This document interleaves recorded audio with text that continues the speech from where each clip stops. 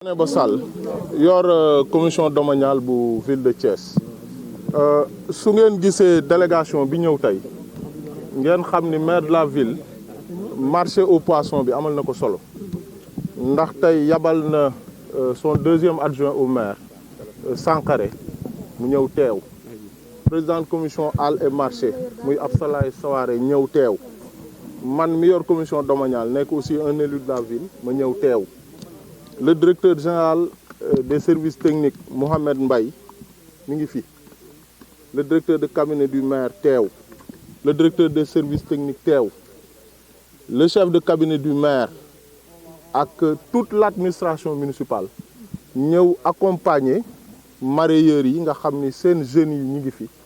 seen femmes yi nekk fi seen anciens yi nekk fi composante mareyeurs yëpp ñu ngi teew ci site bi tey pour wan ni ñoom jox nañu gëdd projet bi le maire Talla Sylla jox aussi projet bi cër parce que mi ngi koy dox depuis bi mu nekkee maire de Thiès ba tey ndax moom situation mareyeurs yi da koo amal solo mu bëgg mu sotti nag balaa ñuy dem ci beneen élection balaa mandat wu élu yi di jeex loolu moo tax ñun ñëpp ñu teew fi teewaay bi aussi li ko waral ñu ànd ak mareyeurs yi mooy d'abord remercier le président de la République parce que nag Thiès région yi bari nañ fi département yi bari nañ fi ville yi bari nañ fi communes yi bari nañ fi mais bu président de la République jëlee Thiès jox ñu 2,5 milliards ne nañ ci tabax un marché aux poissons moderne c'est parce que jox nañu cër projet bi dem au niveau de l'Assemblée nationale député yi entériné ko à l'unanimité bi fa ministère de la pêche ñëwee député yi aussi wane ni jox nañu cër projet bi conseil de ville bu Thiès daje aussi ñoom ñëpp ci salle de délibération bu mairie ba voté à l'unanimité pour que marché bi taxaw le maire de la ville ànd ak toutes les équipes techniques yi nekk ci dëkk bi ànd ak waa domaine ànd ak waa urbanisme ànd ak waa cadastre ànd ak les élus de la commune de Thiès Nord ñëw sur le site boobu lii lépp newu fi ñu ñëw ba am site bi ba pare bien que titre foncier de l'État la même ñi nga xam ne dañu fi nekkoon di bay dañu waxoon nag waa domaine ba bu ñuy jël site bi ñu dédommager leen wutal leen leneen même si c'est un titre foncier de l'État nga xam ni mën nga ci jële nit te dédommagement sax du am ba site bi ñu am ko ba l'acte administratif bi wane ni site bi mairie de ville de Thiès moo ko moom te daf ciy tabax au marché aux poissons génn mais nag à notre grande surprise ñu xëy ñu ni ñu waa direction de l'urbanisme dañ fiy def extension ZAC bi extension ZAC d'abord bala nga koy def day fekk ZAC bi nga amoon fees ZAC bi am au niveau de Thiès ñëpp constaté nañu que buñ ko dëkkee it c'est à 20 ou 30% même booy def extension di nga bàyyi ba foofu fees ba pare ensuite leneen li ci am mooy un projet d'utilité publique bu toll ni marché aux poissons international parce que comme ni ko mareyeurs yi waxee nit ñi dañuy jóge ci réew yëpp di ñëw fii bu ñu ko tabaxee ba pare nga xam ni boo jëlee bu weesoo les 500 000 Thiessois yi nga xam ni dinañ ci mën a bénéficier wu bu weesoo ñi nga xam ni ñoo nekk autour de Thiès nekk dans les communes rurales yi nekk autour de Thiès ay Fandène nag ay feneen ak feneen dañ ciy bénéficier wu bu weesoo ñiy jóge ci yeneen région di fi ñëw ak ñiy jóge ci sous-région bi wax dëgg yàlla loo xam ni c'est un projet d'utilité publique mënoo ko naatable ak ay terrain yoo xam ni da nga koy morceler di ko jox une trentaine ou une quarantaine de personnes doo jël plus d'1 million de personnes di leen tëkkale 40 ou 50 personnes moo tax dañuy lancer un appel au directeur de l'urbanisme parce que le maire wax na ñi mu war a waxal interpeller nañu le ministre de l'urbanisme interpeller le directeur de l'urbanisme dañ koy lancer waale aussi un appel pour que au plus tard d'ici le début de la semaine prochaine borne yii nga xam ni ñoom la ñu def ci site bi nga xam ni mooy abriter marché aux poissons bi ñu ñëw dindi ko parce que fii moom leneen du fi am lu dul marché au poisson leneen mareyeurs yi maire Talla Sylla moo leen téye parce que nag jox nañ ko cër déggal nañu ko ba pare ñoom aussi ñu mat ay responsable bi ñu bëggee organiser ay marche organiser ay sitting président Talla Sylla moo leen wax ni engagement wu président de la république mënul bokk ak projet ak volonté wu koo xam ni directeur de l'urbanisme la ndax président nag moo nekk ca kaw te bu jëlee décision ba loolu ñu def ko ci budget ministère de la pêche ba mu dem assemblée nationale ñu voté ko ba pare ab directeur de l'urbanisme nag mënu ko dindi moo tax ci lu mu gën a gaaw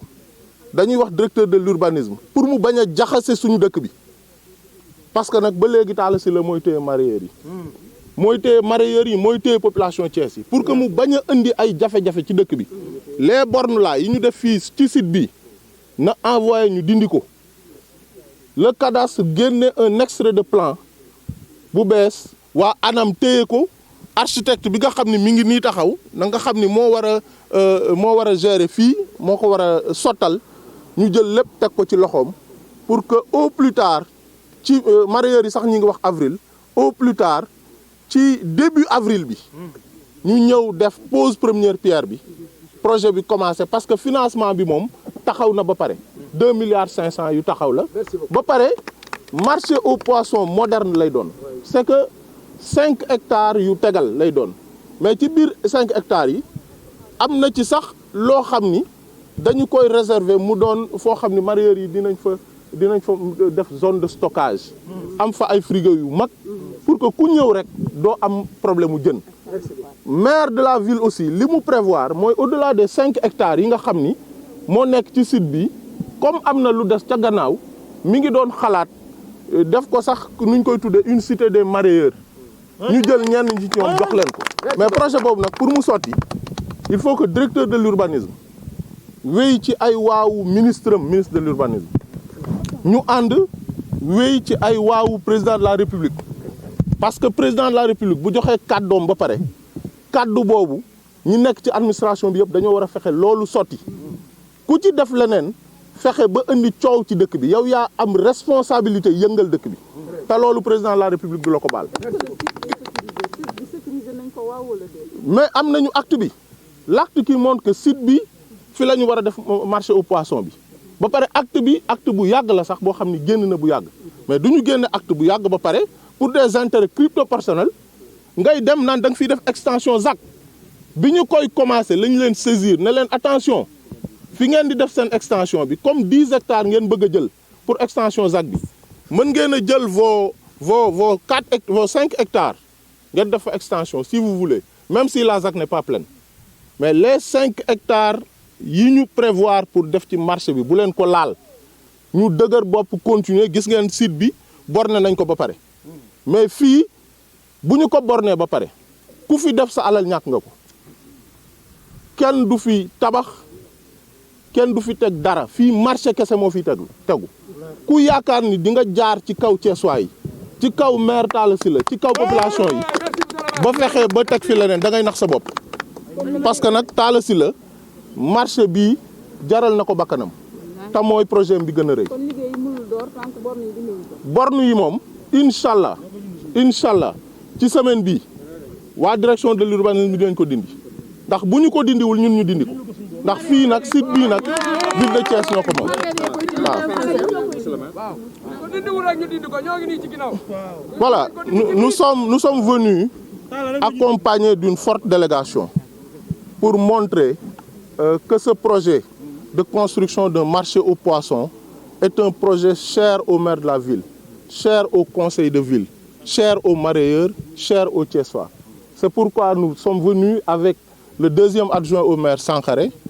avec la présidente de la commission Halles et Marchés, avec le directeur général des services techniques, avec le directeur de cabinet du maire, avec le directeur des services techniques, avec le chef de cabinet du maire, et avec l'ensemble, les composantes, avec l'ensemble de l'administration municipale, pour montrer que ce projet est cher au maire de la ville. Nous sommes venus aussi avec les mareyeurs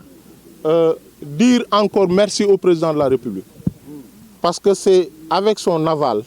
c'est lui qui a donné l'engagement de doter de Thiès d'un marché aux poissons moderne. Aujourd'hui, dans le budget du ministère de la Pêche, Thiès a 2,5 milliards pour la construction d'un marché aux poissons sur 5 hectares. C'est ce site-là qui a été retenu pour abriter le marché aux poissons. L'acte administratif délivré par le receveur des domaines est sorti depuis longtemps. Nous sommes venus avec les services de l'urbanisme, avec les services du cadastre, avec les services des domaines pour sécuriser le site depuis très longtemps. Mais aujourd'hui, à notre grande surprise, nous nous rendons compte que la direction de l'urbanisme a prévu un projet d'extension de la ZAC sur ce même site. Et avant d'aller vers l'extension de la ZAC, il faut au moins que l'ancienne ZAC soit habitée à au moins 50 ou 60%. Aujourd'hui, la ZAC est habitée à peu près à 30 ou 40%, même pas. Donc il faut que ce site-là soit sécurisé. Nous lançons un appel au directeur de l'urbanisme. Un projet ou bien une volonté du directeur de l'urbanisme ne peut pas être au-dessus d'un engagement présidentiel.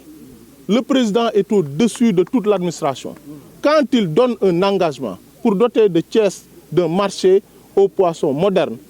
personne, je dis bien personne au niveau de l'administration, ne doit aller à l'encontre de cette volonté, de cet engagement présidentiel. Donc nous lançons un appel au directeur de l'urbanisme